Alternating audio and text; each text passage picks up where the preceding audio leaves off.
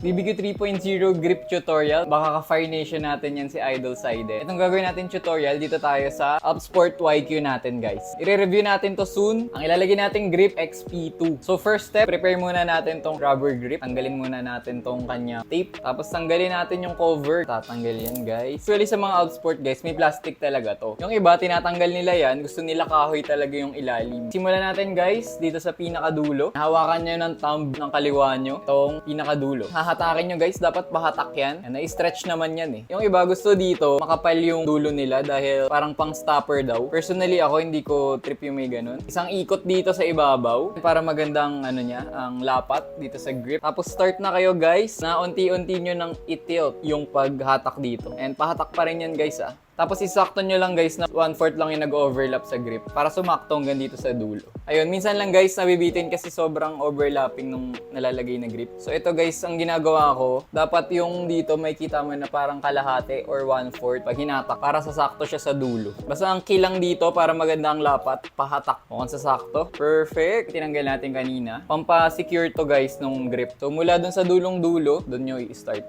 Same lang din, pahatak. Medyo messy yung pagkakagawa ko. So yan, nagripan na natin, guys. Upsport YQ. So kung nakatulong yung grip tutorial natin, guys, dropan nyo ako ng fire dyan sa comment section. So ano pa bang gusto nyo next tutorial natin, guys? Comment nyo lang dyan.